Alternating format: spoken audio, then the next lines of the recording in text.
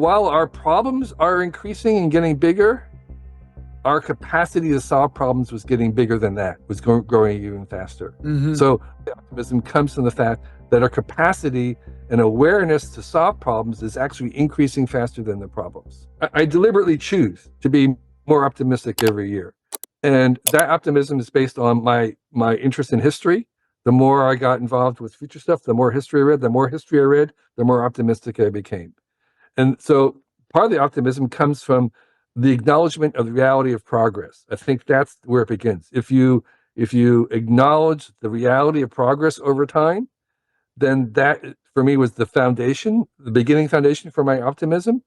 And so the reason why I'm optimistic in the second, besides just the historical drift, was I understood that while our problems are increasing and getting bigger, our capacity to solve problems was getting bigger than that, was growing even faster. Mm-hmm. So part of the optimism comes from the fact that our capacity and awareness to solve problems is actually increasing faster than the problems. Okay. Yeah. So thirdly, then there's a third reason why I'm deliberately optimistic, was a moral duty, in meaning that the complexity of the things that we want that are good in our lives and good in the future are such that we cannot get there inadvertently. We cannot make a future that would be good for us inadvertently.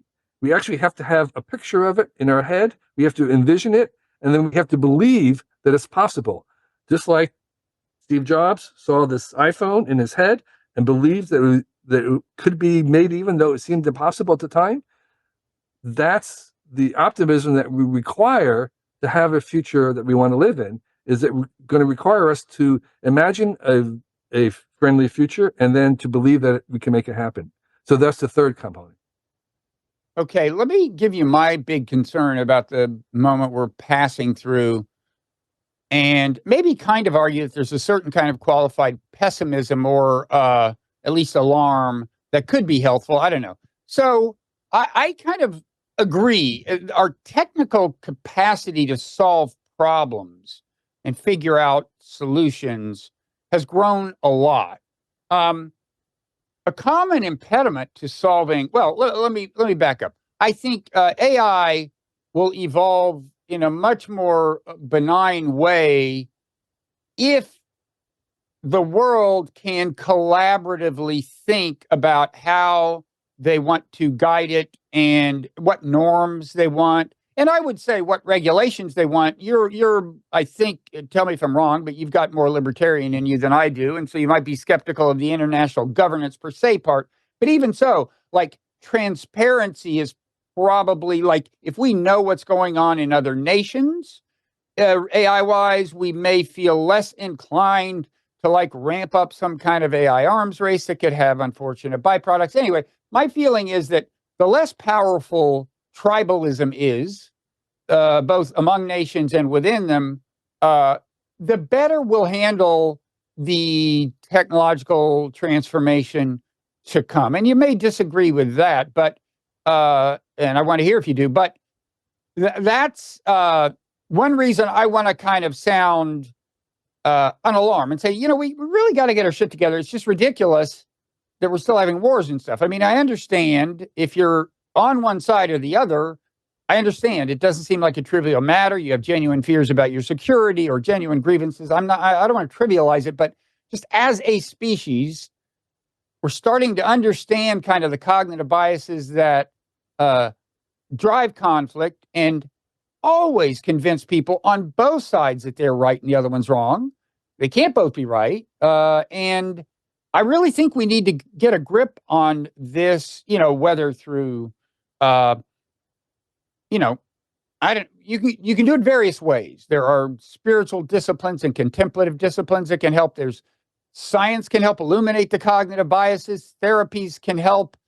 I think maybe AI can help. I'd like to see a lot of attention devoted to what AI can do to help us subdue the psychology of tribalism. And I think there may be grounds for optimism there. But this is my big worry. Now, you may not share my premise that international and even domestic harmony are so critical in the first place. Do you not? or Well, I don't know. We were on a panel or conference where we gave a talk, and I ended my talk by the call for world government. I don't know where that puts me, but I oh, believe that's that right. world I government. forgot. God bless you. I remember thinking, oh shit, Kevin is on my team, and I kind of forgot that. It blew my mind. I think I even mentioned it in my talk afterwards. Yeah, Um, yeah. but So I yeah. had, yeah. So I'm not a pacifist. I'm a policifist.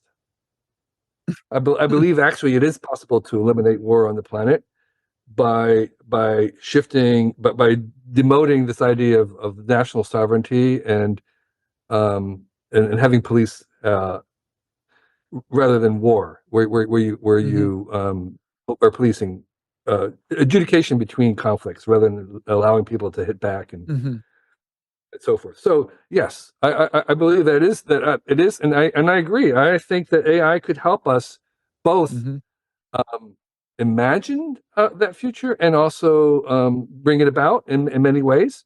Um, I, the question is kind of where do you want to start that process? Um, I think right now, uh, this free for all of everybody racing and money flowing around to those who are seem to be racing the fastest. Um, I think that's a good place to start. I think I'd be very reluctant for what I call premature regulation when we have no idea again what it is. We don't know how it works. It's um, it's a baby. It's an infant. It's an embryo, actually. I mean, I say in 30 years from now, people will look back and say, "You didn't have AI right now, and you're trying to regulate it already." It's like I think we need regulation, but man, I think it's way too early for us to to to think about trying to govern this through regulation. Um, I think we want more evidence about what actually it's doing and how it works. And so I want more people figuring out what's actually going on. And people like hmm. yourself are actually instrumental in that because you're taking a bigger view of it. And I think Dwarkesh Patel and others who are trying to figure out in terms of ordinary language what's actually going on, I think are instrumental in this thing. They're much more important than regulation. Hmm.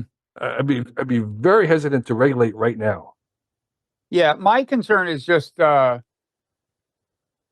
it going too fast because I think the effects will be. I think it's gonna. I think the disequilibrating effects are going to come sooner than I think you do, and I worry about that. And that's why my view on regulation is like, hey, if it slows the whole process down a little, not a big loss. I can imagine forms of regulation that would be scary, but I don't think any of those are practical. In other words, I just view this force as so powerful. It's like trying to stop meadows from growing everywhere, to really try to stop it, right? Nobody's going to stop this. And it's a question of how fast it proceeds. And I worry about it proceeding. So, for example, the next generation of open source, it looks like Llama, like Meta, is going to have when their large Llama 3 comes out in a couple of months or whenever, looks like it may be not that far from GPT-4 level. Like I'd be okay with a moratorium on on higher level open source for a while to see what happens because that's really going to accelerate things. But we don't need to get into the details. You would be against that, I'm sure, and you can just affirm that, and we can uh, I let the Yeah, record show that you seem to be nodding your head. Um, yeah. The records show that I'm all for open sourcing as much as possible right now, and I think that the downsides of that have not been demonstrated to me at all.